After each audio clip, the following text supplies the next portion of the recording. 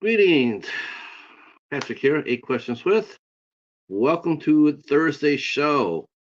Normally, we would actually be ending our week with tonight's show, but in actuality, it's only Wednesday because we have two other shows coming up this week. That's right. Well, besides this one, of course, so we'll have three. So we are working hard. We are welcoming back two of our favorite people, and Brandon Rhiness, who's a film director, screenwriter, and runs uh, Higher Universe Pictures. And we'll also be talking with actress Elizabeth Chamberlain, who is the star of two of Brandon's franchises, Grotesque, where she plays Mildred Moyer, and also in the I'm Haunted franchise, which is a personal favorite of mine. What's going on, Corey? All right, Corey's in the house from Wilkes Movies and Music. Glad to see you. Glad to see you. I see you are extremely busy. You have massive panels and watch alongs upcoming. That's awesome. We'll have to figure something out for us to do sometime soon. Um, but yeah, your channel's doing very, very well. Glad to see that. Glad to see that. Jamie Hill has just walked through the door. She also has appeared in I'm Haunted's series, a franchise. I don't quite. I'm sure you've probably been in Grotesque too. I know that Brandon uses a lot of. He does the John Ford method of casting. He casts people he knows and trusts and are reliable. So I am and talented. I'm sure you're in the Grotesque films as well. I know for sure you're in my I'm Haunted because I saw you. And Jamie also, of course, has done a movie that's has one of my favorite movies, one of my favorite movies the last year. See, you came out with two different characters. See, that's the kind of actress right there. That's the kind of actor right there that I just love it. I do. You can come back and do that's amazing. So I'm sure I don't know if you ever heard of a director named Jack Webb, Jamie, but Jack Webb was a creator and he was a creator, a writer, and director for an old radio show called Dragnet. It came on the radio and then it came on the TV in the 50s, and then it came on in the late 60s and 70s. And Jack Webb did the same thing. He would have a core group of actors, and then every episode you would see the same actor maybe a couple episodes ago, but they're back playing a different character this week. It was amazing. If you go back there and watch the 4 year series that ran from 67 to 70, you will see the same people over and over and over. And it's really a testament to how skilled those actors really were in playing and meeting each character and each episode. And they always acted like they had never seen them before, even though they probably did an episode not more than a couple of weeks before where they played a dastardly villain, and then 2 weeks later, Jack Webb has them playing a cop. Um, but to me, that just says how talented you are, because to be able to be cast like that in different characters and coming back, I love it. I love it. Hey, what's going on, Larry? And Larry in the house. Hopefully, everybody will hang around to as we talk to Elizabeth Chamberlain and Brandon Rhiness. I'm already calling this out as well, and I'm sure Jamie will probably agree with me. But I really feel this way. I feel Elizabeth Chamberlain is on the cusp. I feel like I think Elizabeth is on the cusp. I could see her in the next year. I could see her going big places. I really do. She's a really good actress. She's versatile as hell. She could play anything. She recently did a photo shoot that put her on a whole new light. When you see her, it was like I swear to God, you could hear Alfred Hitchcock knocking on the door, wanting her to come in and play in one of his movies. She looks fantastic. She looks like a perfect femme fatale. or maybe even romantically, but femme fatale.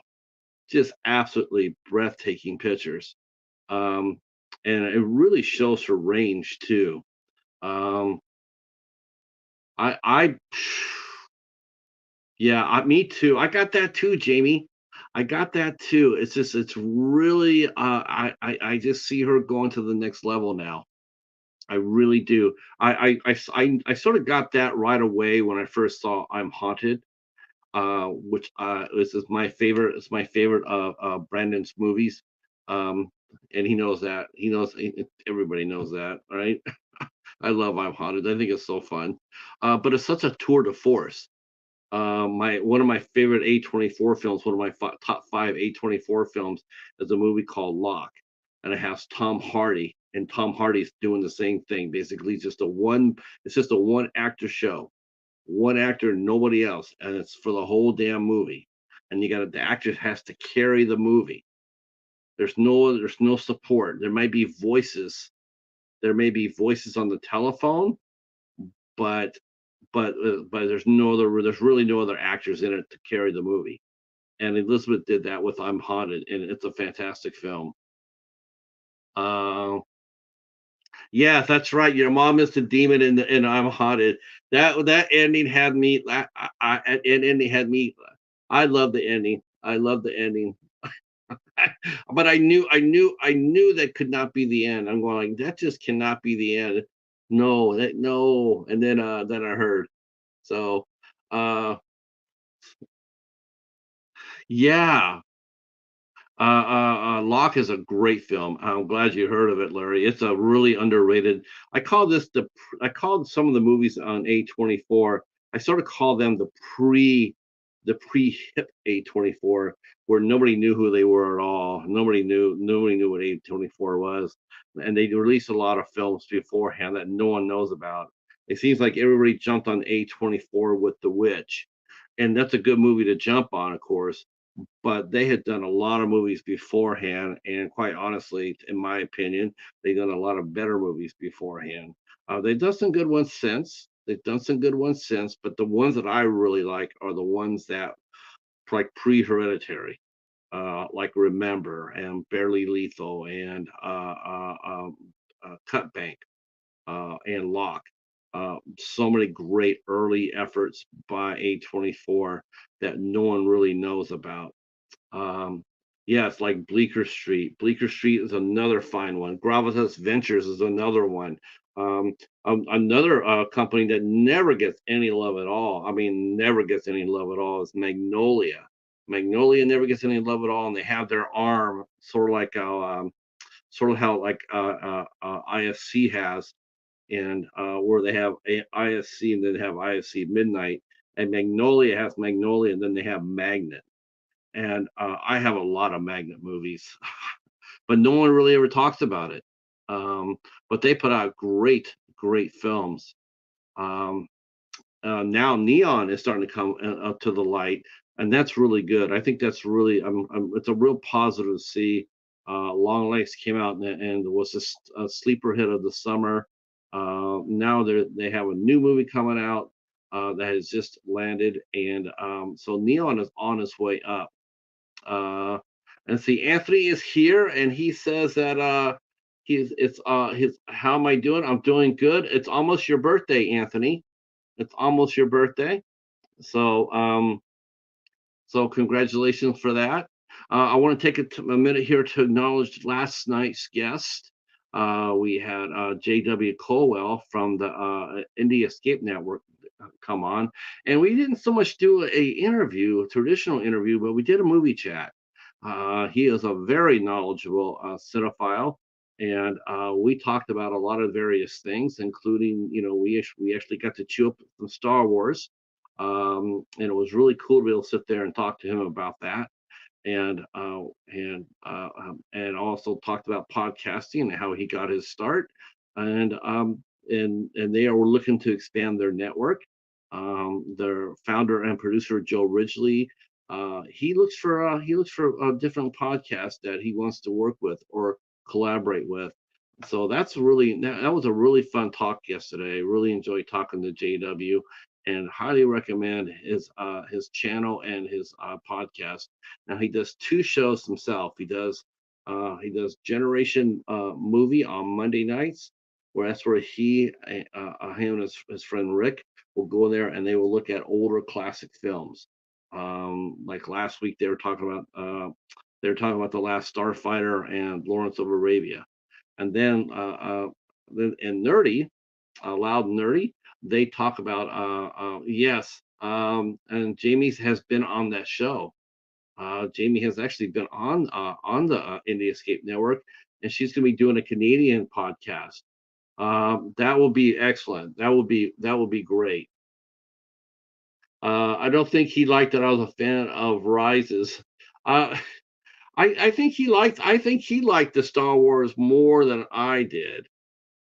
I really, yeah, I mean, I think he liked Rise of Skywalker more than I did.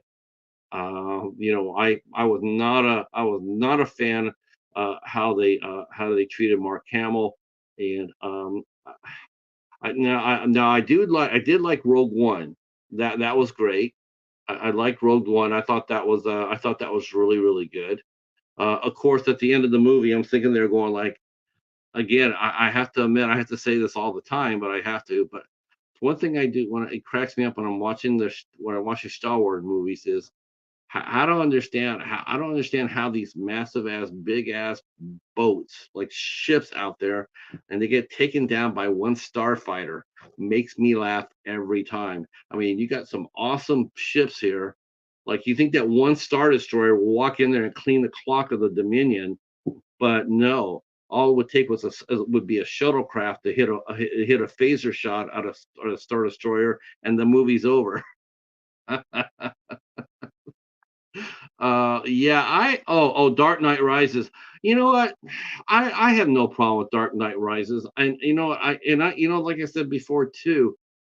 I really believe that if you got Christopher Nolan in a room with just you and him and talking about Oppenheimer and Barbieheimer or whatever, I think Chris Nolan would look at you dead in the eye and say how much he hated that.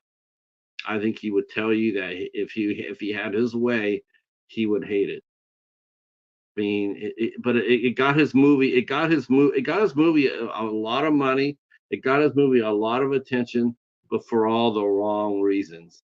For all the wrong reasons. It's supposed to be an important historical movie, and only because you see all these yuppies coming in through the theater, all these gens, and they're all coming for the Barbie. And it's like if they walked out of the theater and you start asking them like, when did we drop the bombs, or how many people died and when the bombs dropped, or the name of the B-29s that dropped the bombs, they would be looking at you like you were speaking a foreign language. And I don't really think that's not really what was aiming for. Yes, Rogue One is the best Disney Star Wars. Yeah, I'll agree with that. I will agree with that. Yeah. Now I have not seen. The doorbell has rang. All right, so that means that our guest is here. Share us out if you want to. That would be also awesome.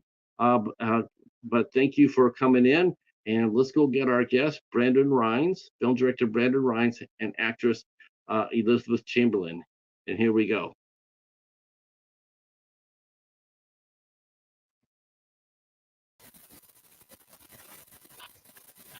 Ta-da!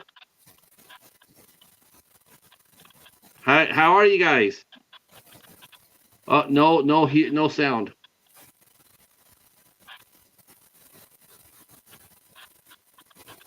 Brandon's gonna fix things here, I think. He, I hear some fuzz, but no sound, no sound. Here, let me go here and tell them that. Let me go ahead and tell them that real quick on Facebook here. I'll just tell them that there's no sound. Let's see. There's no sound. We can't hear you. Uh,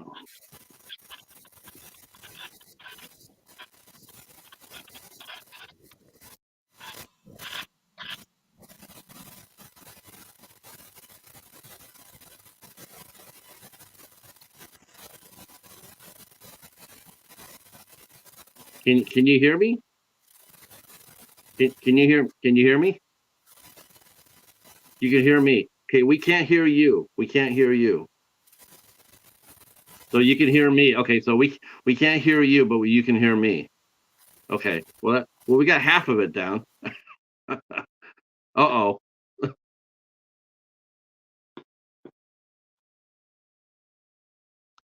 All right. I just pinged him on Facebook. You know what I want to say, right? You know what I really want to say. Yes, I will mention that to them. Change the mic to StreamYard settings. I will do that.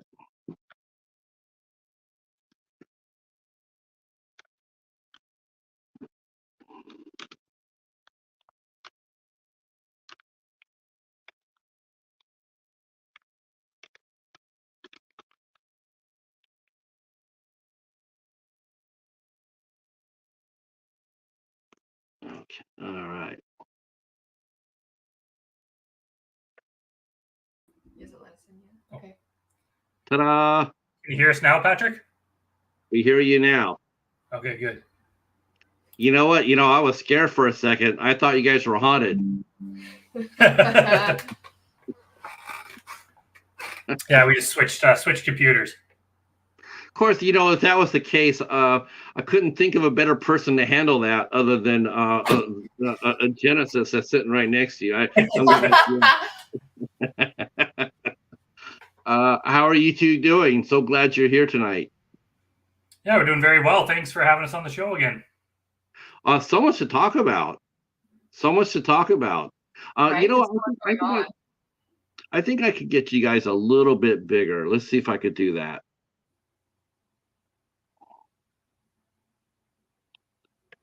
Okay. Let's see how that looks. See how that goes. Yeah, not too bad. Okay. Yeah, there we go. Yeah, so much to talk about since we each talked to you individually. The Grotesque franchise is booming, and I'm Haunted, of course, is doing very, very well. It does seem like more and more people are talking about your films, and the demand is extremely high for them. The demand. I know when when I see you announce a new movie, I'm very excited about that. So tell us a little bit. Tell us a little bit what's been going on with Higher Universe Pictures and some of the projects you've been working on. Well, we just had a couple big screenings here in Edmonton for Grotesque 2, which were very well received. And right now we're just selling DVDs, trying to make some of our money back. And then at some point next year, it'll be out probably on a streaming service. But so far, we've been getting an incredible reaction. I'm Haunted 2 was released recently on some streaming platforms and on the Higher Universe YouTube channel. And we've been getting a great reaction to that. And we finished shooting I'm Haunted 3, which will be I'm in post-production now. It depends on how much effort I put into it, but it'll be out hopefully by the end of the year. Yeah, do you find with a successful franchise, do you find there's less pressure to get it out than a movie that you're maybe creating that you don't know, like I'm Haunted and Grotesque both have built-in fan bases.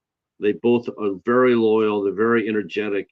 Does that sort of does that make you feel more relaxed both as an actor and as a director, knowing that you have I wouldn't say necessarily a sure thing, because that's sort of that would be sort of cursing it, I guess, a little bit, but more comfortable knowing that, okay, we know what we got. We know it's good.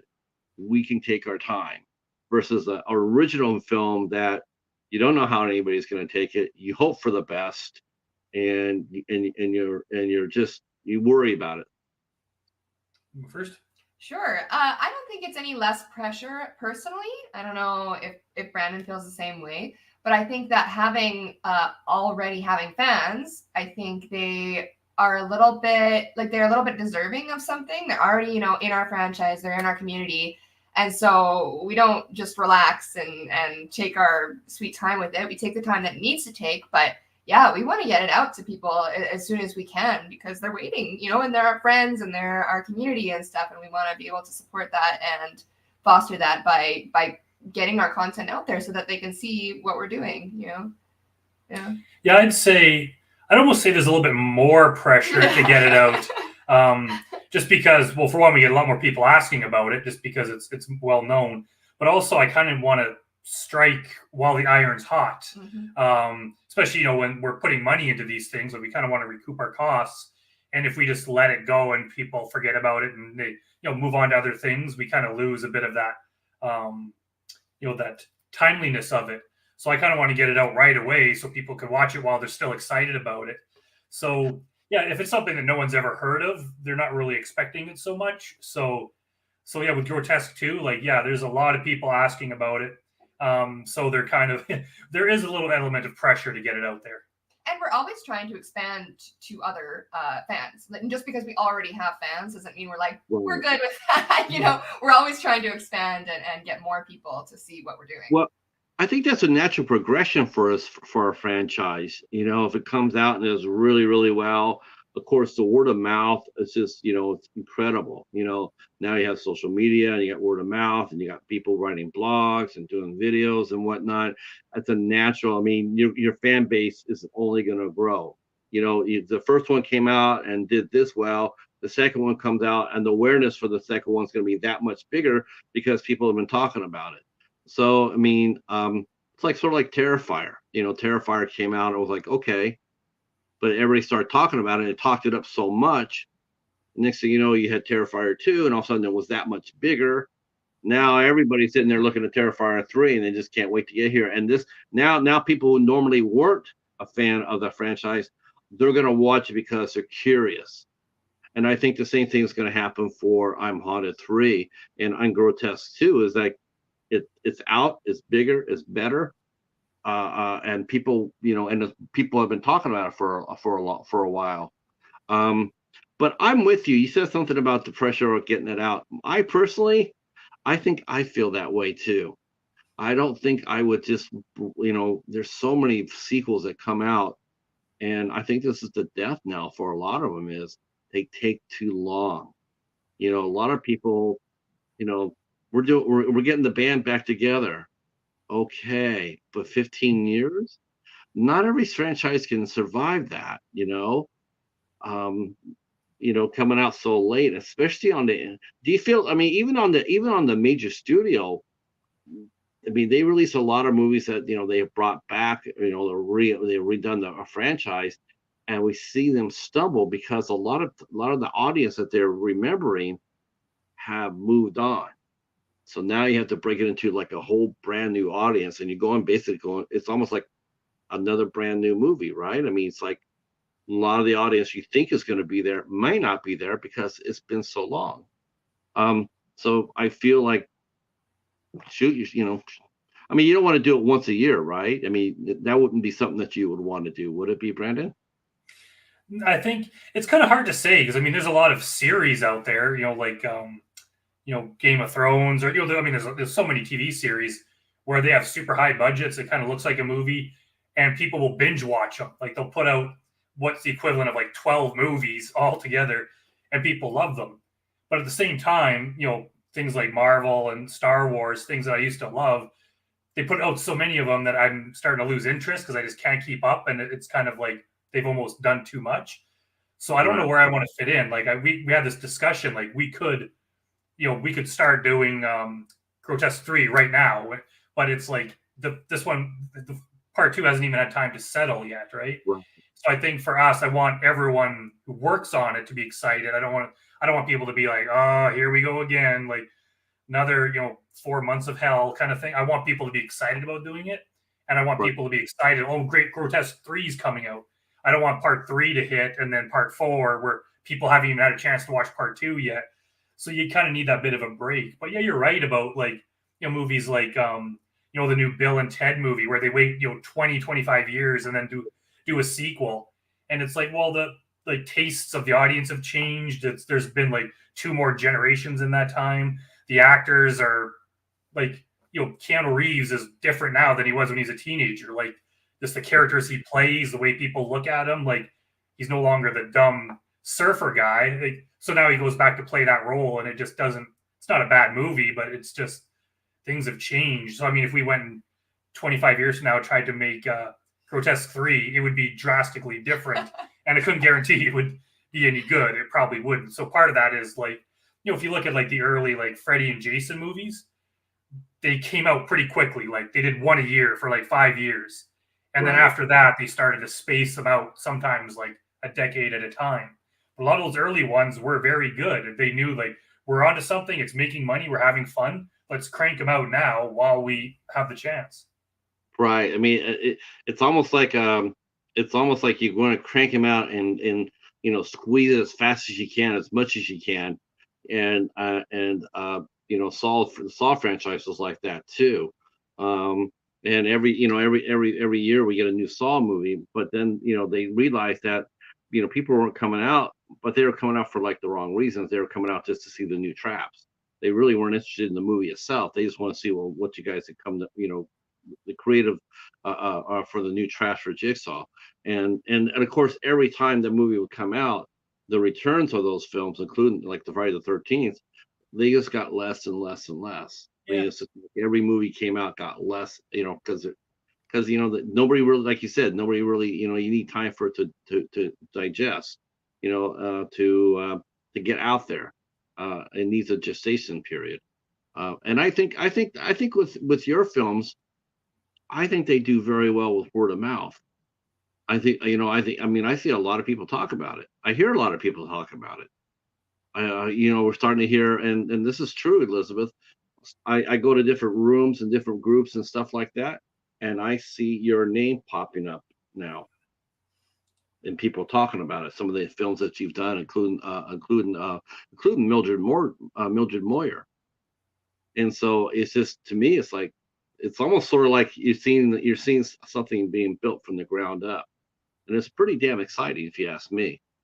Oh, it is really quite wonderful. Honestly, I totally believe that my name pops up. It's weird sometimes. I'll meet somebody and I'll introduce myself, and they'll go like, "Oh, you're Elizabeth Chamberlain." Like, "Oh, they've heard of me. I don't know from where or from what. Hopefully, it's good."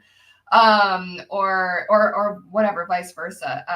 And I do think that when people hear about Grotesque, there's an energy to it. There's a vibe to it, whereas when we started out, nobody knew what we were doing. Nobody knew what we were about yet. And we didn't even know, largely because we had to figure it out. But yeah, when we have people on set for Grotesque 2 or whatnot, they're really excited because this is something that we've already built, and this is something that they've heard of, or that they know somebody who was in a part of it or had heard of it or something. Like it is really kind of surreal that we've actually built something that people discuss when we're not around, like that's really cool. Now both the franchises, and higher universe, have you yourself, Brandon, have you been hearing more and more buzz about the projects that you're working on? I mean, outside of Edmonton or your region? Because last time you and I talked, we talked about working in your hometown, and a lot of people, even in your hometown, really didn't know what you were doing. You're starting to get your name out there. People knew that you're a filmmaker. They knew you're making film, but not too much outside. Have you yourself started noticing a change? People have been calling you a little bit more and more, asking you for questions, advice, anything in general? Have you noticed that for you? Yeah, definitely. Since the last time we spoke, there's definitely been a change, and a lot of it has to do with Elizabeth. She's doing movies now in the U.S. and everything. We're up in Canada, so she's kind of been meeting people down there, and of course through her they kind of find out about what we're doing. So now we kind of have based in Las Vegas, it's kind of like our sister city. There's a lot of they start networking with filmmakers from Edmonton, and so it is kind of slowly expanding. But there's even just on IMDb, if you kind of look at what countries are rating like our movies, and the number, like the top ones are US, Canada, Australia, UK, and Luxembourg for some reason. So it's just weird that there's people from countries I've never even been to, that most people have never even heard of, that are watching our stuff.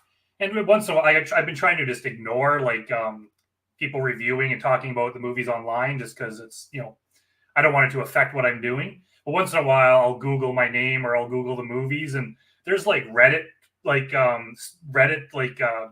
threads or whatever, where people are like talking about me, talking about us, and it's like, talking about I'm Haunted or Grotesque, and it's just kind of strange that, we're not on the level of we're not like, Hollywood level, but we are constantly growing, and there is a large group of people that seem to like our stuff. So we have a lot of people that we want to kind of entertain.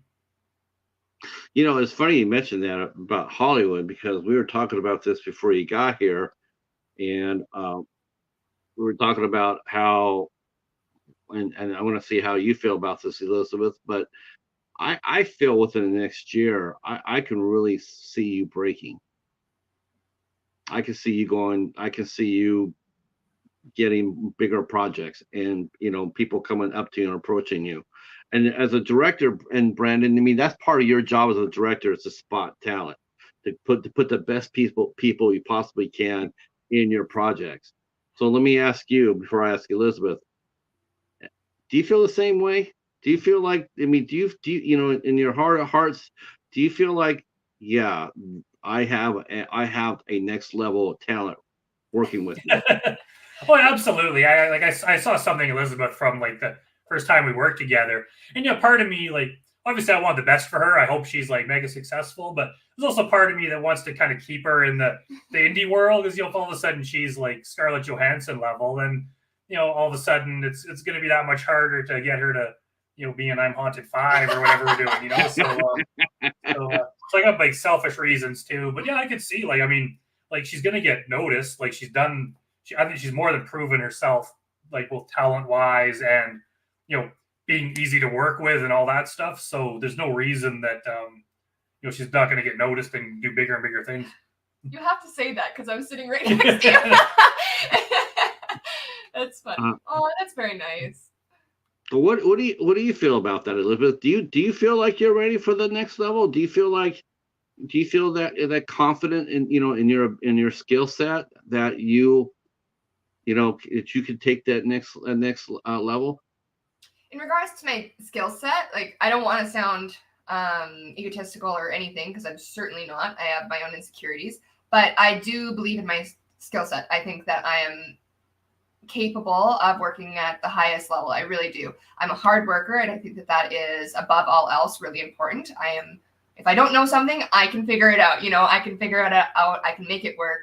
And I do kind of feel like there is a part of me that is, I kind of agree when you said like this next year you could break. When you said that, I was like, I kind of feel the same way. I don't know what it is, but there's just something that just feels like I'm on the precipice of something.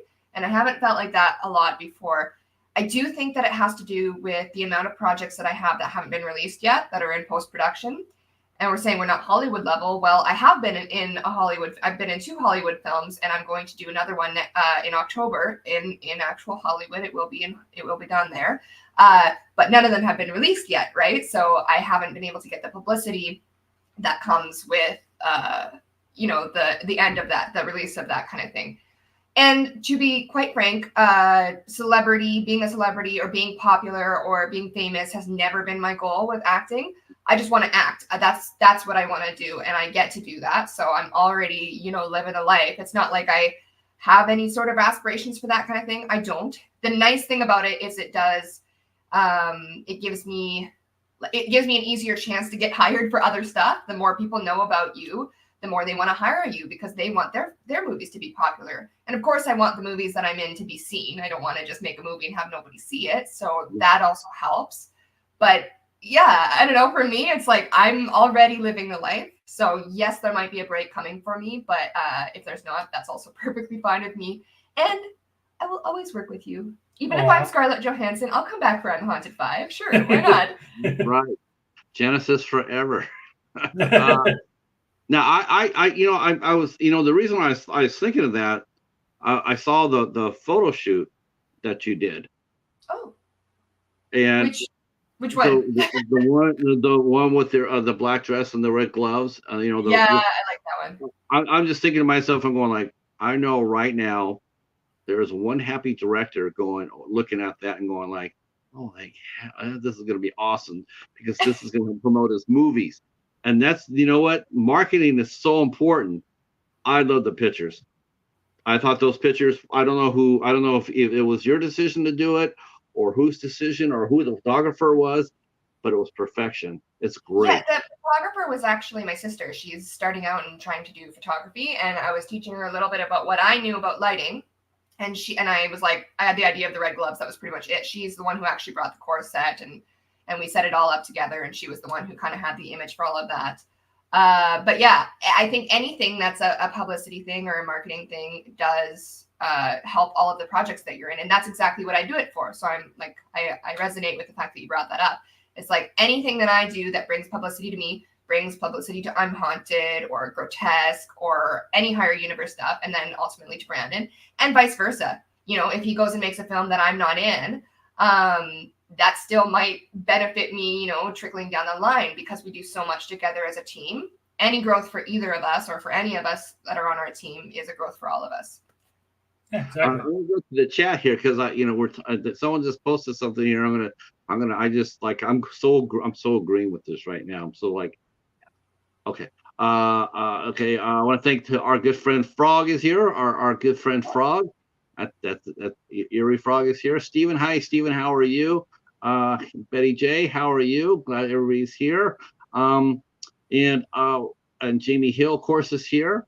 I saw her. I just saw her like a couple hours ago, Jamie. Okay. Well, she is here supporting it. I believe that Joe Ridgely is here from the Indie Escape Network. He's here. Stephen mentioned something right here. It says, well, if there's a Canadian version of the Avengers, I see Elizabeth Chamberlain do Black Widow. Oh my gosh, that was like one of my favorite characters. I would love that. He's sort of on the right track, but just the wrong character, and that is Alpha Flight. There's a Canadian super team called Alpha Flight, and the leader of that is Guardian, and it's a lady named Heather McDonald, and she's redhead. She's a redhead. Yay. She's the leader of the. She's the leader. She's like their Iron Man. That's a yeah. I could definitely see that. Man, that would kill to see an Alpha Flight movie. Brandon, I would love to be a superhero. Oh my Brandon, God, I would love it. Brandon, make an Alpha Flight movie. So yeah, I saw the pictures, and the first thing I saw the pictures was like I heard Alfred Hitchcock knocking on the door. They were it looked like you just stepped right out of a Hitchcock film. Your sister did an amazing job, and please tell her that. So Grotesque 2. Now you have come up with a character named Mildred Moyer, and we talked about the first Grotesque, and Mildred is she's very entertaining. So what's going on with Mildred in Grotesque 2?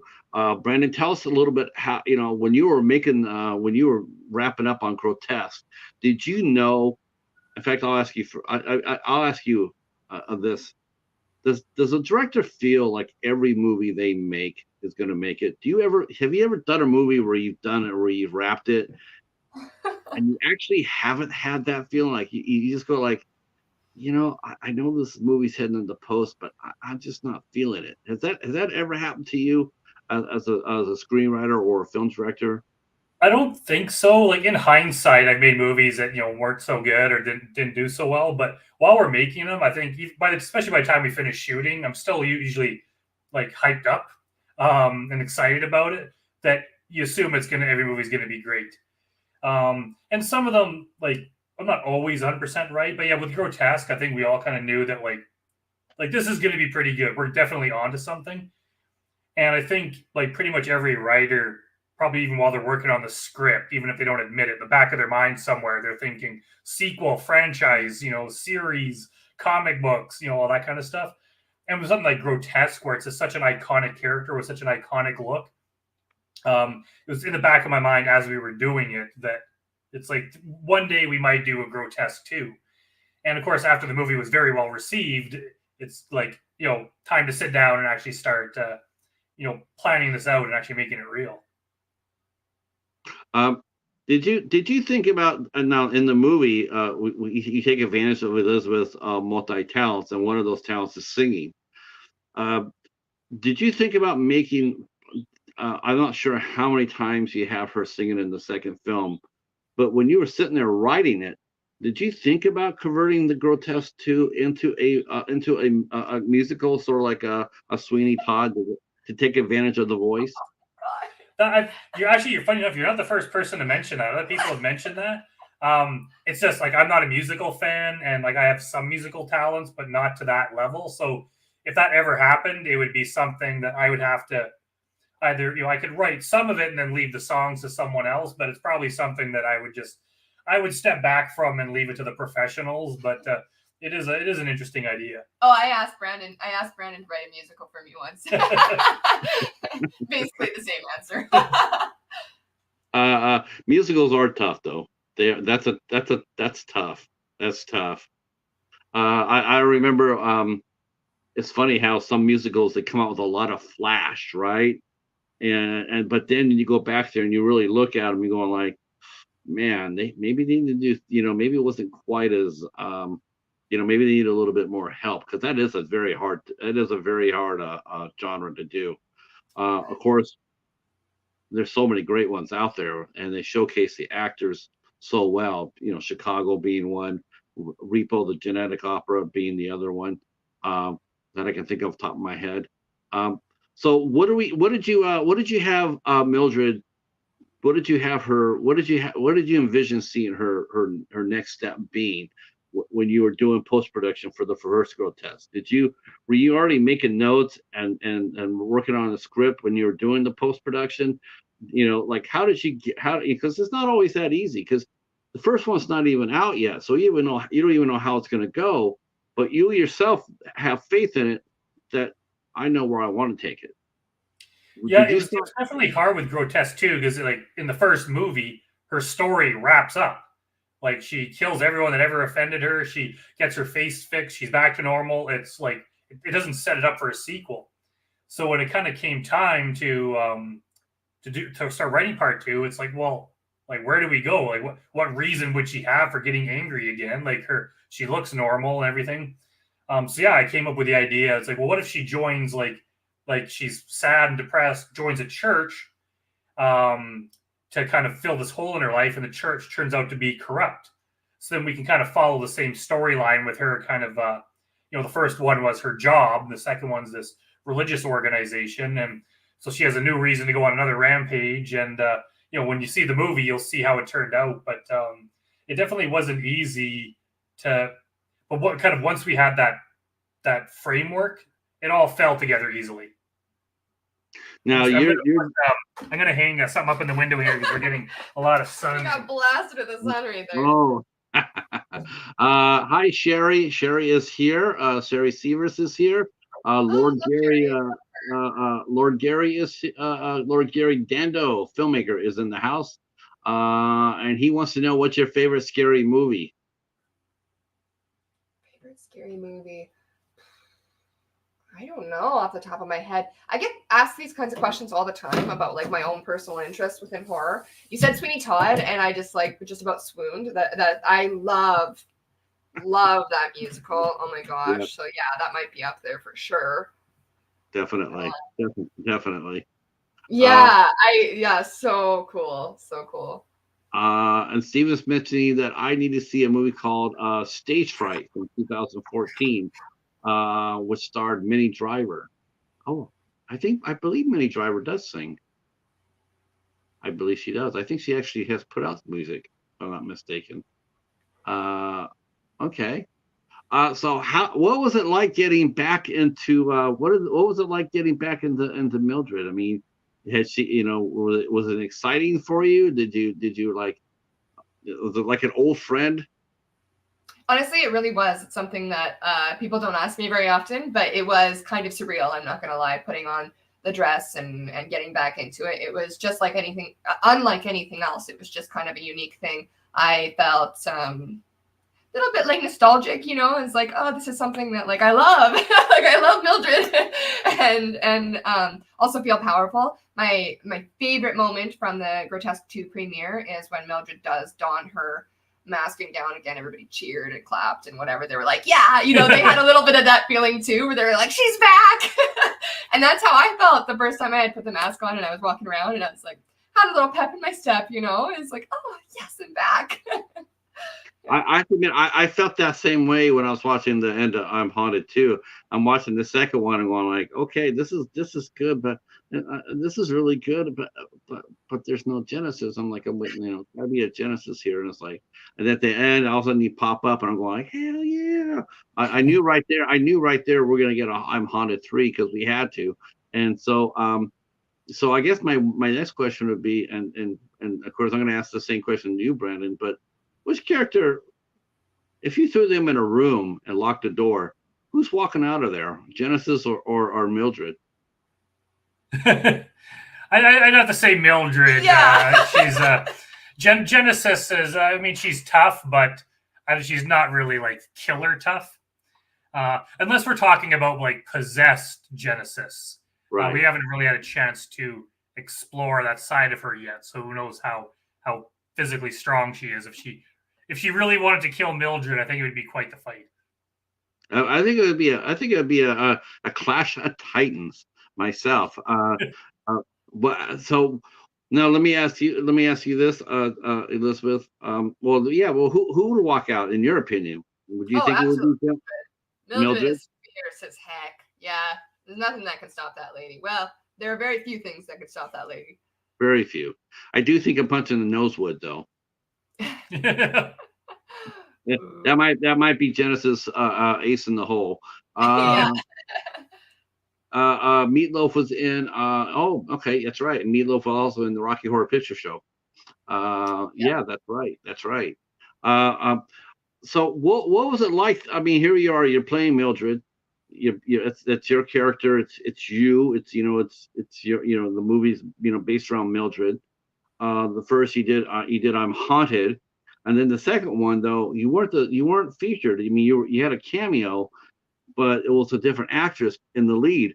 What was that like sitting there and watching another actress in a movie that you started? Is it one of those where you just standing on the sideline, cheerleading, or were you offering input on the characters, on the character, how she's playing it, or how she's reacting to the building being haunted? For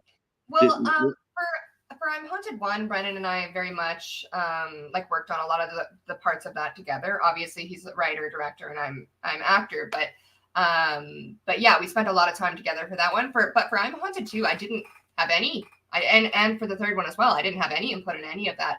And I certainly wouldn't give either Danielle or Maya any acting advice. They're both incredible actors themselves, so they don't need my help at all. I think both of them did a wonderful job. Like watching their capabilities was just wonderful, and being brought back for a cameo was great as well. But yeah, no, I didn't have anything to do really with the second one or the third one other than me showing up for when I showed up and doing my little part. You'll be happy to know that she plays a slightly bigger role in I'm Haunted 3. You get to see a little bit more of Genesis than you did in part 2. So you'll be happy about that. Though her part in part 2 made me laugh. When she popped up, I was laughing. I was like, it's such a fun thing. I like I said, it's no secret. I love I love that franchise so much. I think it's great. makes me feel good. Because it's I just like the acting. The first one, like I said, I look at that as just a tour de force. I said that to each of you the first time through. That's just like a tour de force. I can't think of I see people do one-man plays, like Bill Obrist Jr. was on here, and we talked about him. He was doing a one-man play. I can't really think of a more difficult scenario for an actor to be in than to do a one act. I'll be you're the only person in the movie or on the play. I cannot think of a harder task because you have nothing to play against other than your own mind. And it's hard. It's really hard. At least it appears that way to me. But I'll ask just for any new people. has that when you played Genesis your first time through, up to that point, had that been your most difficult role to play? No, it hadn't been my most difficult. No. And to be quite honest, Brandon was very generous with me. Like he was very patient, and we could take it little bits at a time. And like doing a one woman show, like a live show, would be a really big task. That would be hard. And I totally am capable of doing that. Just haven't.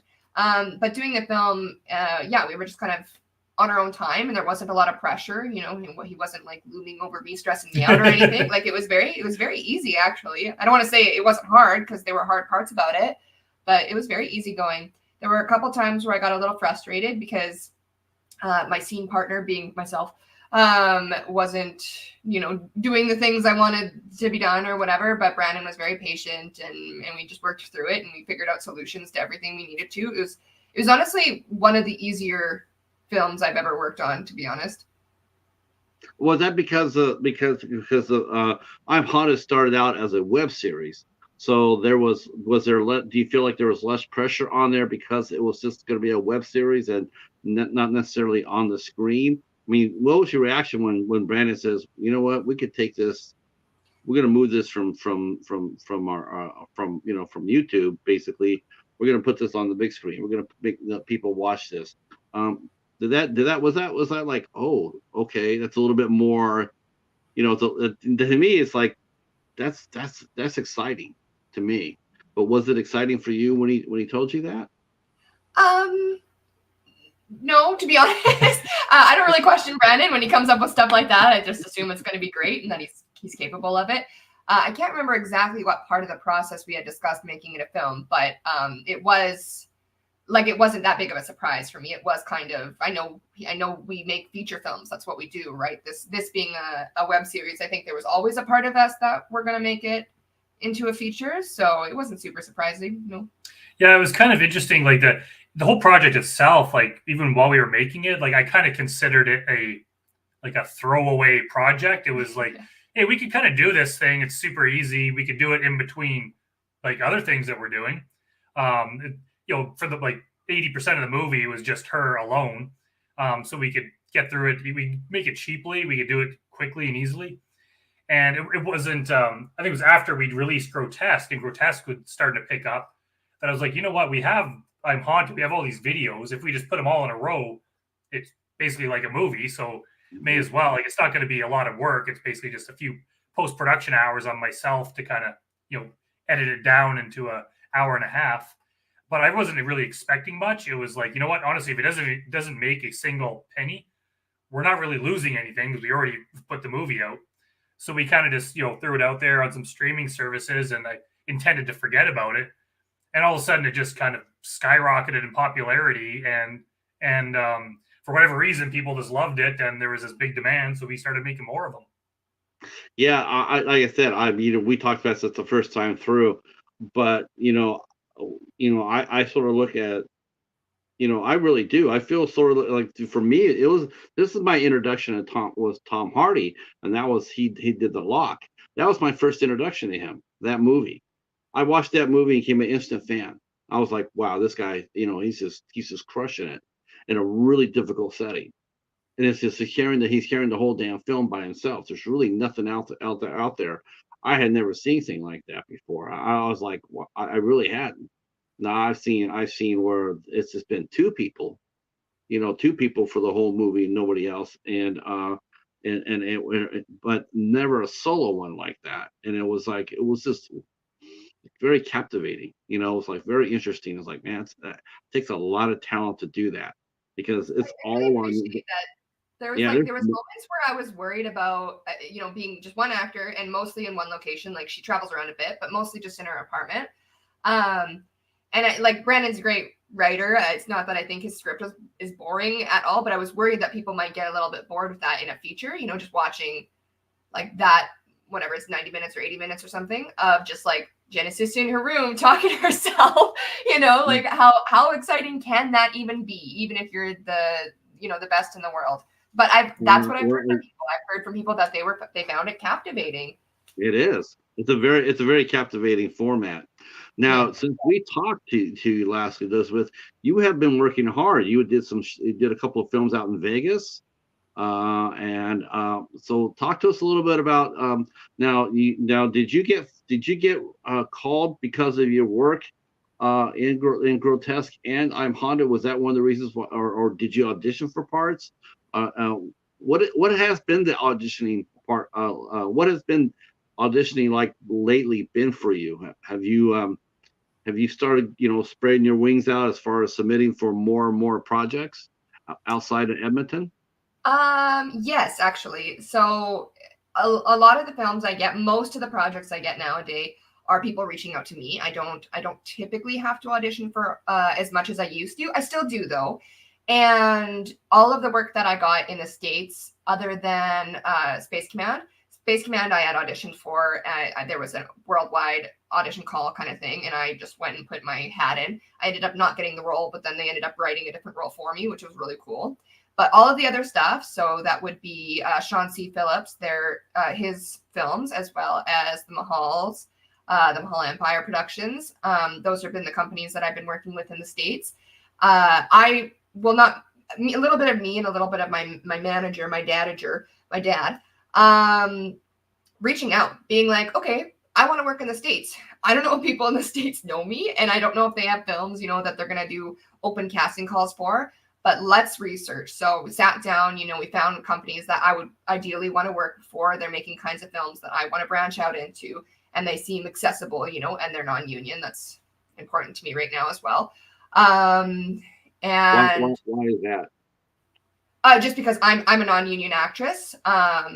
So yeah, I just need to do non-union films. Like the bigger film sets are often union sets. So it narrows it down if you say, okay, I'm going to take a look at all the big film sets that I'm accessible to. Most of them are going to be non-union, right? So that's where I was branching out into at that time anyway. But yeah, people, if you're an actor and you want to get films, like you're going to be your biggest advocate. And so that's what I did. I self-advocated. Me and my manager reached out to people and said, hey, I'm Elizabeth Chamberlain. I'm an actress. Here's some of my stuff. I sent them reels, which my reels do consist of a lot of Brandon's stuff, like Grotesque and I'm Haunted are in those as well. Send them to them, say, these are my abilities, please hire me. And that's how I ended up getting it. And it wasn't just those two companies. I sent that out to a lot of companies, but those are the ones that fit. And so that's where that happened. And then for their subsequent films, they did reach out to me and ask me because they had enjoyed working with me once and they wanted me to come back. So I didn't have to audition for any of the second films that I had worked on them with. Yeah. How would you describe your relationship with the Mahal Empire? What was the working conditions like? Was it different from Edmonton? It is different than from Edmonton. Honestly, the first Mahal film I was on, which was Alien Storm, I was so scared. It was my first time going to the States. I was just I was shaking at certain points. I was so nervous. I was so scared. And then I get on set and, I have a little bit of heart palpitations and anxiety and whatever. And then I just start doing the work and I go, it's just like any other set. This is home, like being on a movie set is home for me. And a lot of that is the preparation and the work that I've done on a lot of Horror Universe is also very much a home for me. And I've gotten really comfortable on those kinds of sets. And so, yeah, when I was in the States, I just realized it's like a set. It's just like any other set, And the Mahals have been really, really good to me. They I don't know if uncle energy or older brother energy or whatever. That's what I get from them. They really want my success. They always make sure I'm well taken care of. If anything I need, they're just lovely. I'm just such a huge fan of them and what they make. Yeah. So what was now some of the movies he did were Alien Storm, and what other movies have you worked with them on? I did Alien Storm with them. And then I did Cursed Waters, I think was the second one I did with them. I did Bikers versus Werewolves. I guess it's been a couple now. And then in October, I'll be working on Alien Horde. So, yeah. Were you in Desert Fiends? Desert Fiends was a Sean C. Phillips film. Oh, that was also in Vegas. So, yeah. Oh, okay. Yeah. Desert Fiends as well. Yeah. Now, do you see yourself just sticking in horror right now, or do you see yourself, or do you want to expand beyond that? I would very much like to expand beyond that. Yeah, horror just seems to be what people cast me in. Like I had said, most of the stuff I get cast in, I don't audition for right now.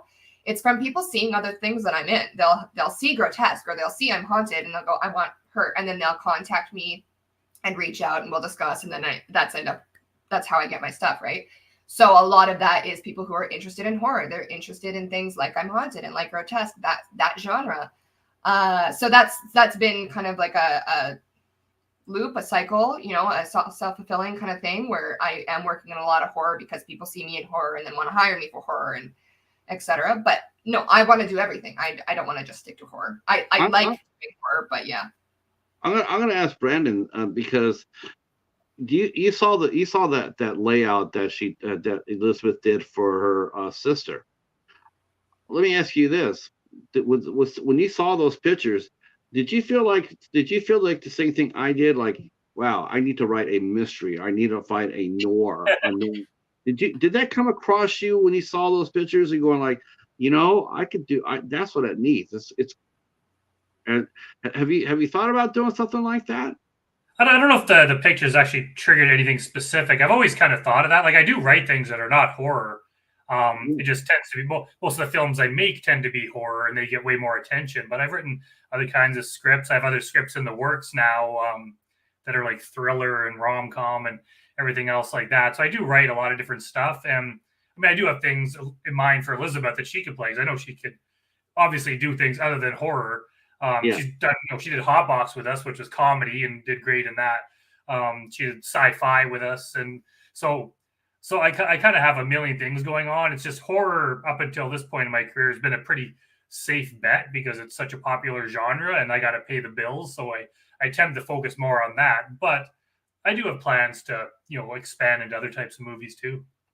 Yeah, I could definitely see you do that. I mean, your writing skills and directing skills are there for that. I mean, I just couldn't just see you just doing cranking out horror after horror.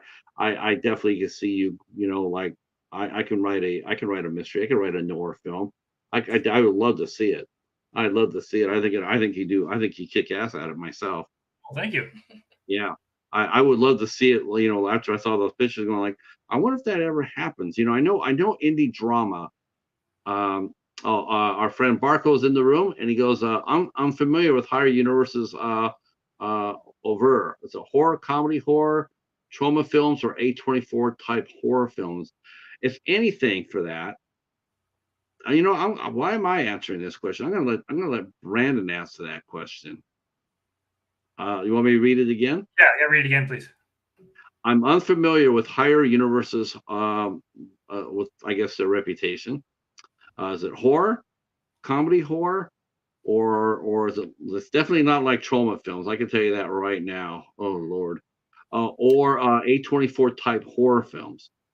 I would say we tend to do a lot of comedy horror. It just that's what Grotesque is. I would honestly, I don't think we're that much different than trauma. Like we're like if you watch the movies back to back, like they're obviously different. But I'm a fan of their kind of style of things. I'm really inspired by it. I love how just bizarre and wacky and unlike other stuff they are. And I see Grotesque is it's like maybe we didn't go quite as far as they do with some of their stuff, but I would say we're definitely more like trauma than we are A24. I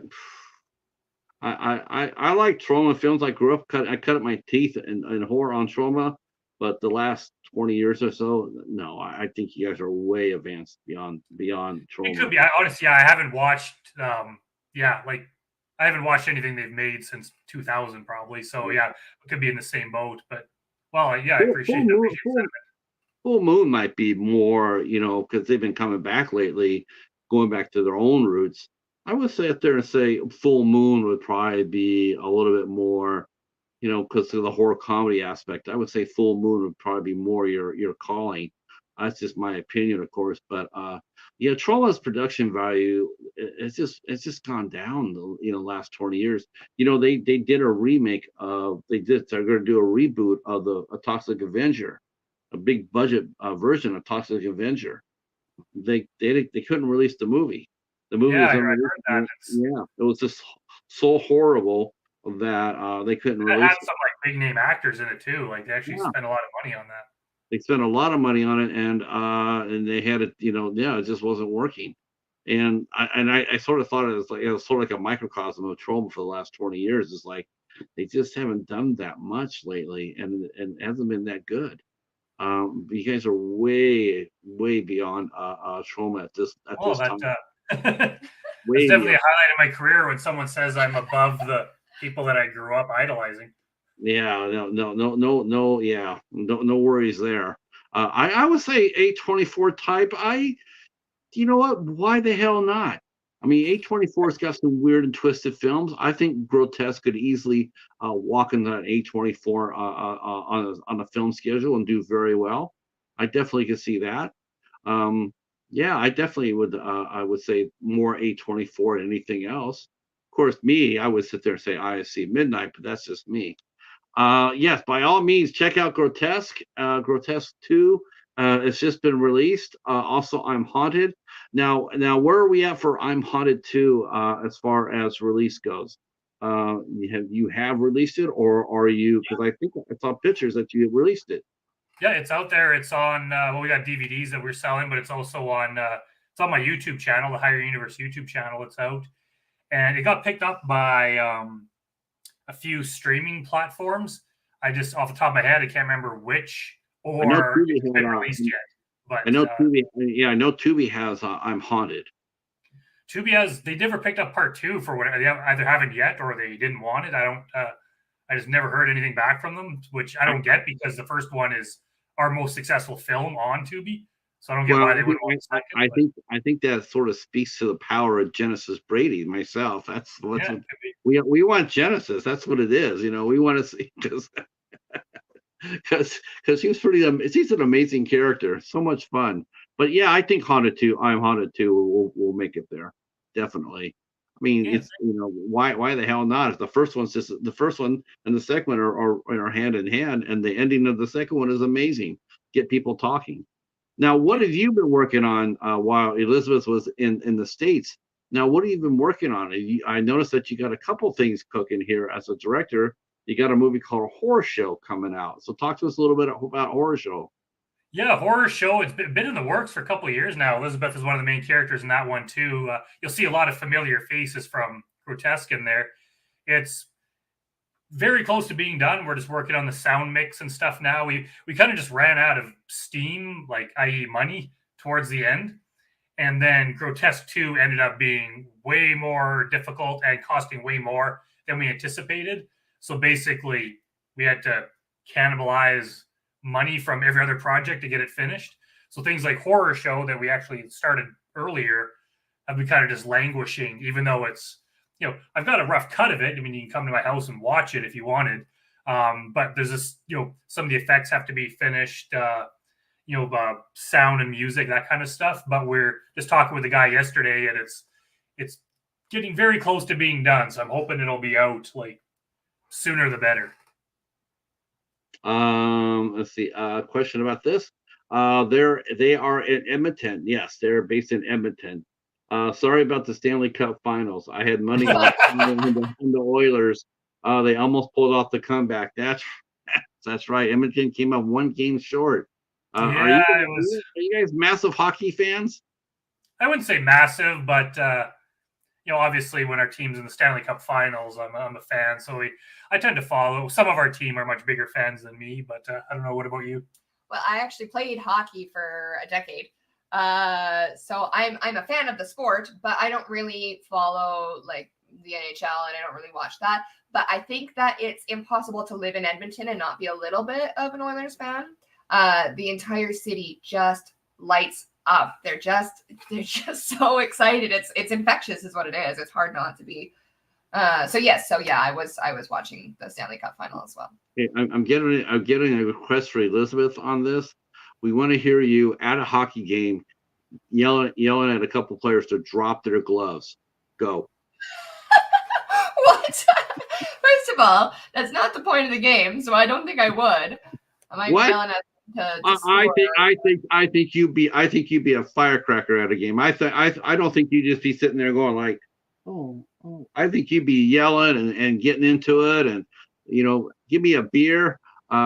So no, we're not. We're not. What do you think, Brandon? You think Elizabeth would be a quiet fan at a game, or you think she'd be a firecracker? It's hard. I don't think we've ever been to a sporting event together. So I Oh, don't know. I've never really seen what comes out of her at a sporting event. So. that's a goal. That's a goal for next time we have you on here, because hockey season starts next month. So season's going to be coming up. That's a goal for the end of for this year. Is you guys got to go see at least one hockey game together. All right, sure we can manage. That I'm sure you guys. I would love to see that. Film it. Film it for Grotesque 4. We had talked about doing some sort of like hockey related film. There was a couple films that we had discussed, like adding that in there. But I don't know if we would ever go see a sporting event together, to be honest. And I don't want to break your heart, but I am genuinely quiet. I don't scream very often. I try to protect my voice, you never know. Yeah, I am a little bit more reserved, I guess, as a real life person. Maybe Mildred would be screaming, but Elizabeth might not. I think we're all quiet fans, when we're at our house, when we're watching games. I think when we go to see them in person, though, that gets flipped. The light switch gets flipped on. You can be the quietest person. I mean, I'll put it this way. My wife and I, we used to watch baseball games, and we watched them here at the house and everything. It was just, get her to a live game. She was a whole different person. Oh my gosh, it was so cute. I'm sitting in here because I was always like really quiet still at the games because I talk a lot, but I don't want to do that, show that side, because I didn't know how she would react to that. But next thing I know, there's my wife standing up there, telling them to swing the bat and make a play, and it's like I'm going like, where did this person come from? Because I had never met that one. I never met that side before, and it was really, really charming, really cute. So what's going on besides going? Let's talk a little bit about the Edmonton film scene. Now, last time we talked, Brandon, everybody knows who you are, and how you've done. In fact, this is actually a question. This is a scenario that happened to another guest that we had on, Michael James Bernard. He made a film in Iowa City called "You Should Have Killed Me." And then he's making his second movie. And do you would think that, once you have a good movie, because this movie's doing really well, and you would think that once you got that first movie out there, well reviewed, won some prizes, well received, you would think that it'd be a little easier for the next movie to get made. And with Grotesque and I'm Haunted, both movies did really, really well received. Has it been harder to make progressive movies progressively after the success of the first two films, or has it been getting easier? I would say a lot easier. Like now that we have like as a team, like me, Elizabeth, Julie, Sam, like the people like our core team. Now that we've done so many things, like I think when we cast Grotesque 2, like I think we had like every actor, like 80 some actors. It was probably an hour it took until everyone confirmed to be in it. So I imagine, like, honestly, if we had the money, like right now, if someone wrote us a check, like we could probably shoot Grotesque 3 next week, starting next weekend. Even though we haven't even started, I barely started writing it. Because people want to be on board, especially when they see the excitement generated from it. Everyone wants to be part of it. So if we're like, hey, we're shooting it on this date, can you do it? People would book time off of work and they would rearrange their lives just to kind of do it. So it gets a lot easier. And when I was first starting out, like there was a lot of people had no reason to trust me because they didn't know me. So even just trying to get people to work on your crew, even if it was like a paid job, they were like, well, they don't know what they're getting into. So there was some hesitancy. It was just hard to find, people to do what I needed them to do, to just find someone, let you shoot in their house and all these kind of things. Whereas now it's like we almost have people like lining up wanting to help us out. So we're able just to get things done way easier and people believe in us more. We have the track record. And it kind of seems to get easier with each one. And that must include getting more and more press for your projects as well.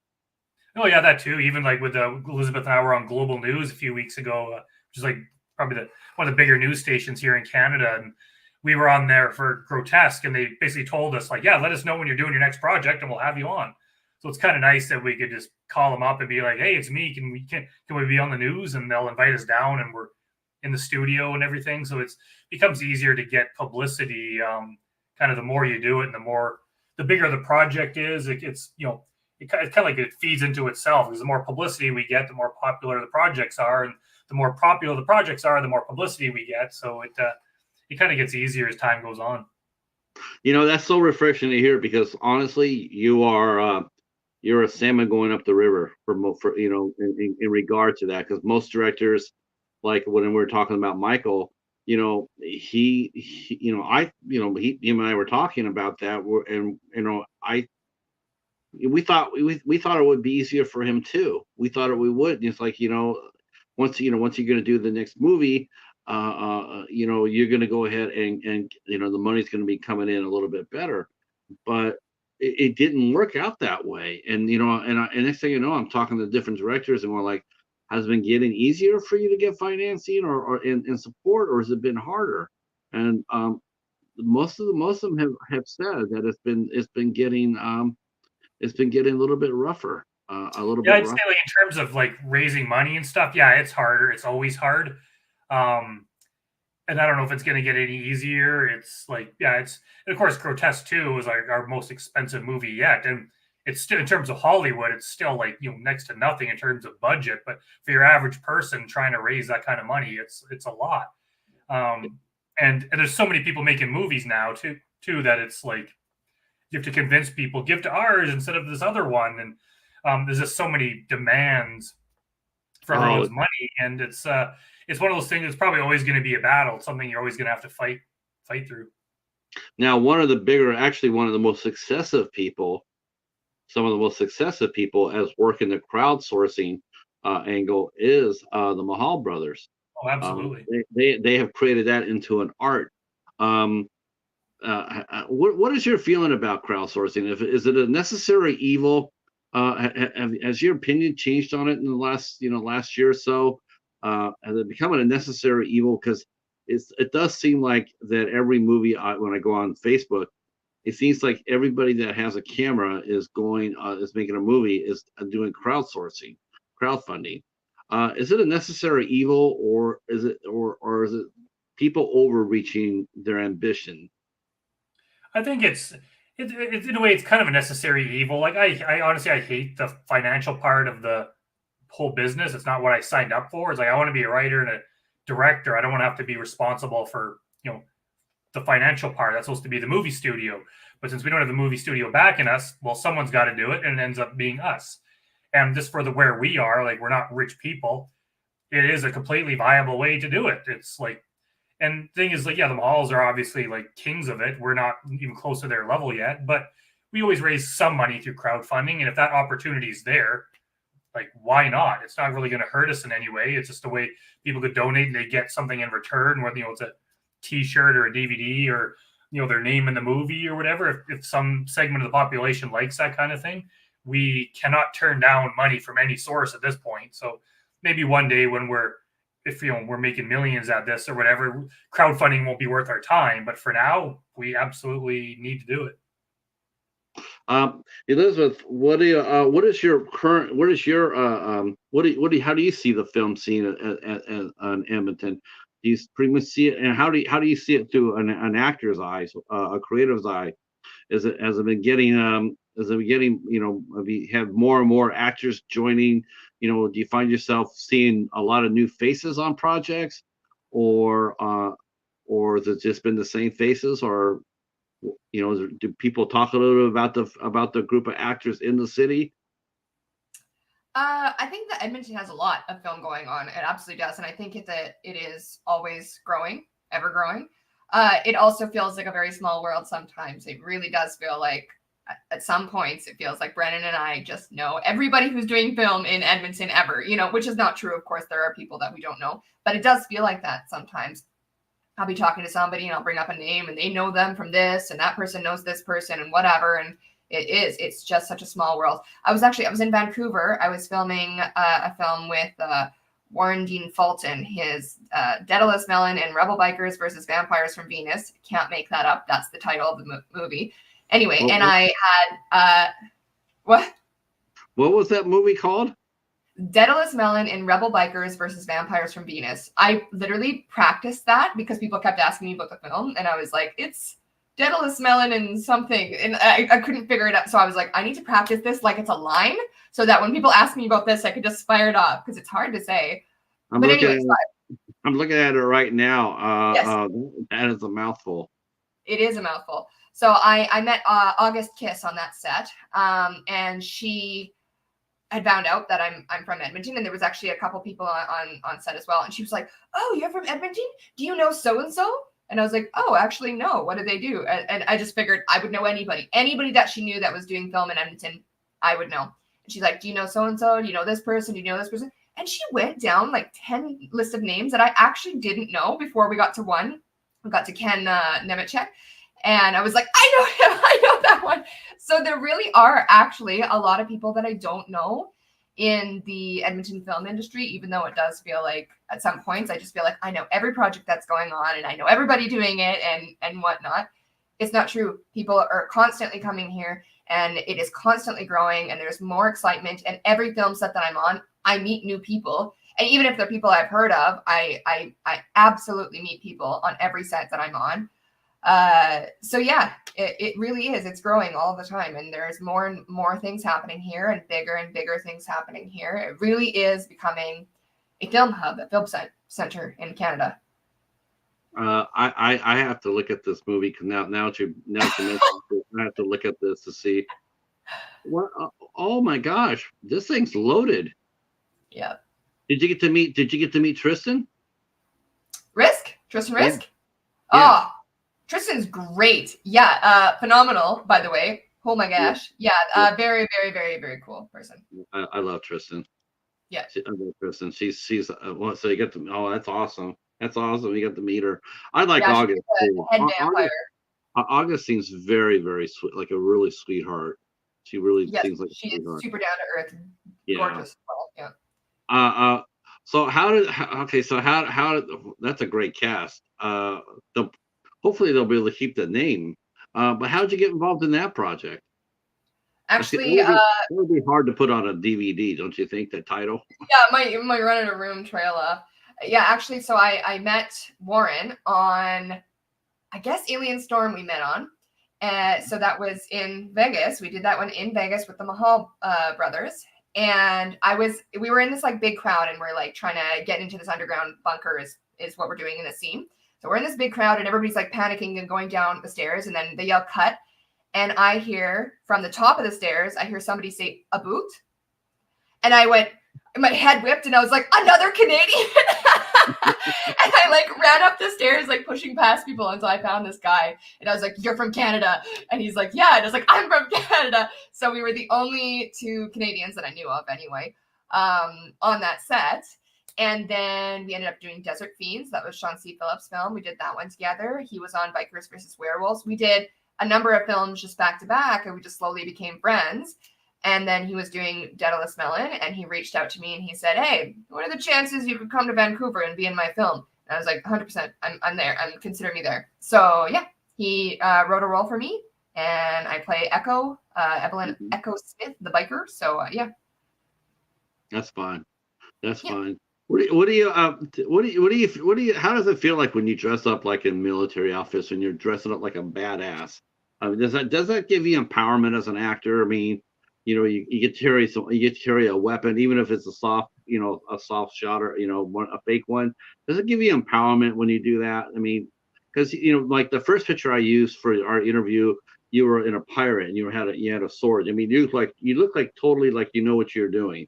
And to me, it's like, and I saw some of the pictures that you've done that you posted on your social media and you're in a military uniform and, with your hair up and underneath the cap. And I'm so wondering, what's it like for an actor to play in a role? What was it like for you to play in a military role, a badass carrying a weapon?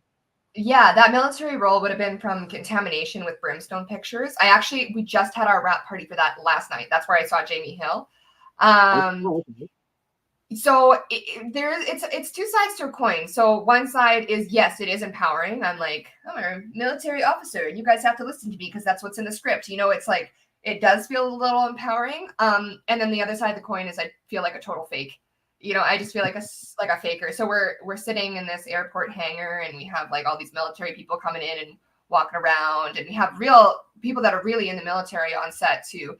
And I'm like, I did my Google search, my wiki how on like, how does a military officer stand? And like, if they're pointing to something, like, how do they point to something? And I'm like, I'm on my Googling sprees trying to figure this out. But as much work as I can do, which I try to prep as much as I can and be as realistic as I can. It's not, it doesn't replace the actual like going through basic training and being in the military for 7 years or whatever that I would need to do to actually get to where Captain Hiller, that's the character, is at that point. It's you do as much as you can as an actor, but it just doesn't replace it. And so, yeah, I do feel like a little bit of a faker. I'm just thinking there's something I'm doing, or there's some way I'm wearing my outfit, or there's some way some word that I use and I have a different inflection on that somebody who's in the military is going to watch this and go, nope, that's not real. That's not how it is. I try to be as real as possible, but at the end of the day, it doesn't always work out that way. But you can't feel like that. When you're in the character, you have to feel like you know everything. You know exactly how to behave, and you are the person that you're playing. So, it's flips, flops, both sides. Let's ask you this. This is both for the both of you. So, what do you think 2025 is going to bring for you? Where do you hope to see go in 2025? Well, for me, I've been telling people I'm exhausted after Grotesque 2. It was so much work. I think a lot of people kind of share that that sentiment. So I've been just like cranking out project after project the last few years, and I really miss when I was just a screenwriter. So basically, for at least the next little while, I'm just going to be writing a lot of projects, trying to get other people to produce and direct them. I might even finish writing my new novel and that kind of stuff. And once the itch starts coming back, where it's like, I feel like making something again, then we'll get rolling on whether it's Grotesque 3 or whatever. So I already have people like on our team and, fans like asking me when Grotesque 3 is coming out. And it's like wrong time to ask. It's like, I hope it's soon, but it's like, honestly, right now, it's just such a daunting task that it's like, I want to see it made. I'm excited by it, but right now I'm just going to be a screenwriter for a while, and then we'll see what the future brings. Personally, I think both those movies are going to grow in popularity. The brighter the Elizabeth star, burns. And this is sort of like David Howard Thornton, from the guy who plays Art the Clown in Terrifier. Every movie comes out there, and as he gets more well known, everybody goes, this happens all the time. When a person comes out and they finally people see them, they always go back to the catalog.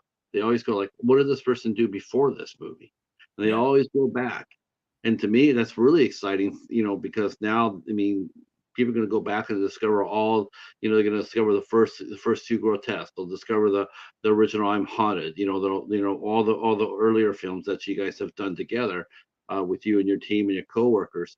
And they're all going to discover it. They all want to see where did this director come from? He wrote a hell of a script. What else has he done? Brandon Rhiness. Oh shit. Okay, I'm gonna go check his. I'm gonna go get his other movies out.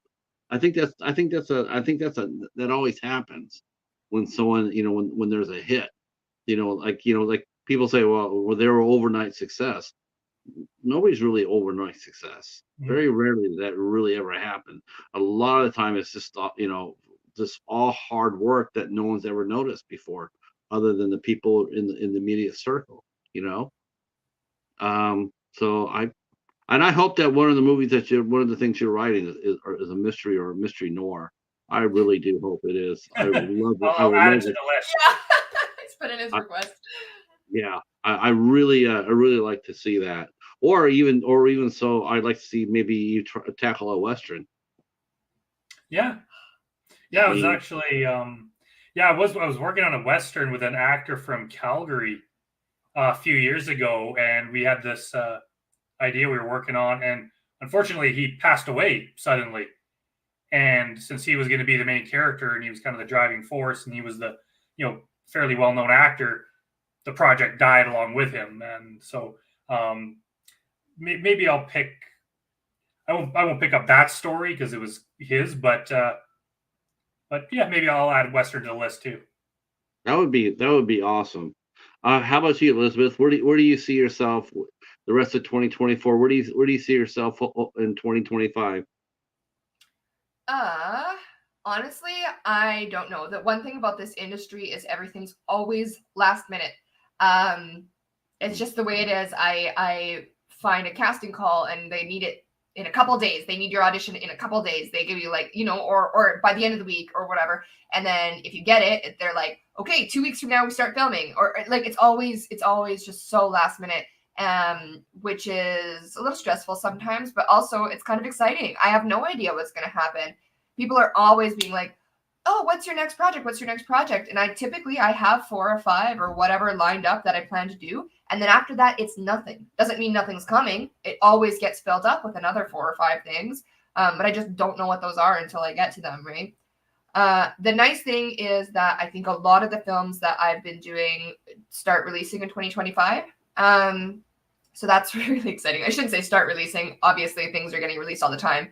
But I am excited for the next several things that will be released, and that will be in 2025. So that will be exciting.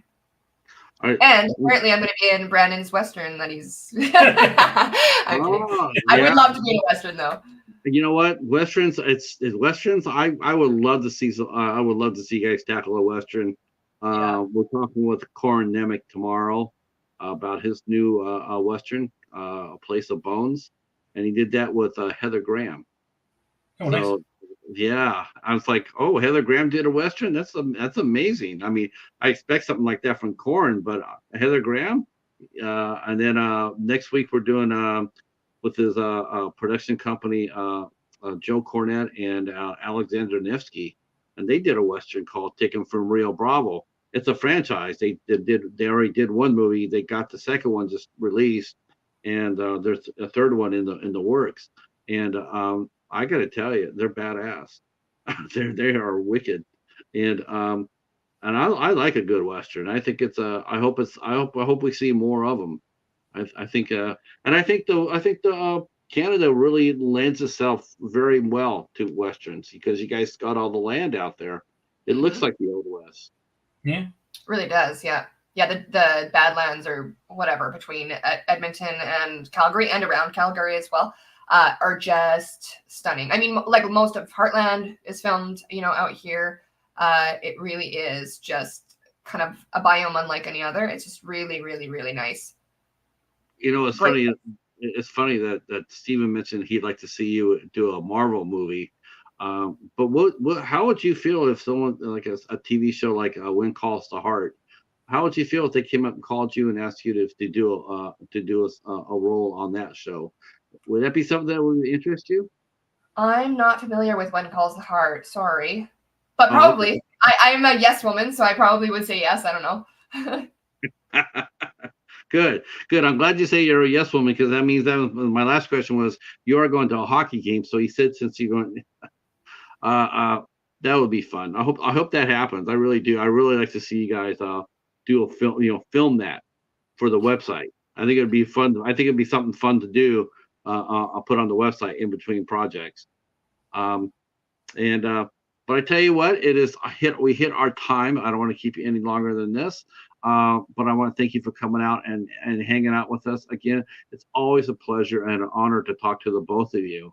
Like I said before, I think I probably got maybe one more interview with you, Elizabeth, and that'll probably be it for me. You'll be going on to bigger and bigger places. Oh, I was like, why? It's like, where are you going? No, and that will happen. I've already seen it happen here already. Some of the guests I've talked to can't get them anymore. they've gone on. They've gone on, and that's always what you really hope to see. Really hope to see. You know, the same thing with you, Brandon. Same thing with you. I would love to see one of your projects just pop big. And I do think that either Grotesque or I'm Haunted. They definitely are good enough to do so. They're definitely good enough. I mean, once horror fans really sink their teeth into it, meet Mildred, meet Genesis. I think the demand for your skills are going to just increase, and more people are going to love the movies that you make. I feel it. I feel it for sure. You were saying earlier about Terrifier 2. That's actually something I brought up to Brandon before as well, where I feel like Grotesque 2 is going to make the entire Grotesque franchise and all of Horror Universe just way more on the map. I think that people aren't even going to expect what's hitting them. It's such a good movie, and it's just like, so it's years better than Grotesque 1, which was already a stunning movie. I think it's going to go viral. I don't know. That's what I feel. So you want to know what's going to happen in 2025? That. Why not? The one movie I did, the one movie I covered last year was my number one movie. It was a movie called Brightwood. Came out, got a little bit of a buzz, and then but not, some buzz, but not a whole lot, which is a real damn shame because it's an excellent movie. It was the movie of the year for me. But all of a sudden, lately, I guess through memes, have taken over TikTok that have pushed the movie viral. Now people are talking about it. Now they're talking about the movie, and they're talking about the people in it, and what have you. And now people are like, again, it's like all of a sudden, and their distributor called the director and says, "I don't know what you're doing, but whatever it is, keep doing it." We're getting, we're busy here. Because they put it out on Blu-ray and DVD. We're busy. People are buying it. So I don't see that. I can't see why not. That can happen for you guys with Grotesque. Oh, that's right. There's Mildred's mask. She's ready to go for Grotesque 3. Brandon, there you go. If you needed any more incentive right there, Mildred is there it is. Now, are both those real quick? How heavy are those masks, Elizabeth? Super light. Super light. Then yeah. Oh, that's awesome. I'm glad you got to keep them too. That's really cool. Those are great mementos. All right. I want to thank the chat for coming out and hanging out with us. Thank you so much. We will be back tomorrow night with Coronemic at 8:00 Eastern time. We'll definitely, hopefully, see you there. Saturday, we have Chris Horner at 3 p.m. He is a game developer. He has created his own gaming company called All Wins, and he is developing his first game for mass market.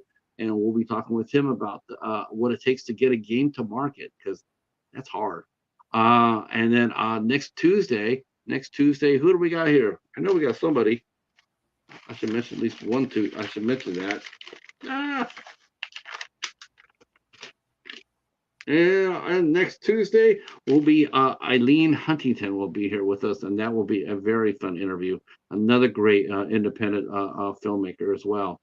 All right, thank you guys so much. If you two guys just stay just for a second, I'm gonna say goodnight to the chat, and then if you guys gotta go, I understand. Well, thank you for coming out, and we will talk at you guys soon. Yeah, thanks for having us. Bye. Bye.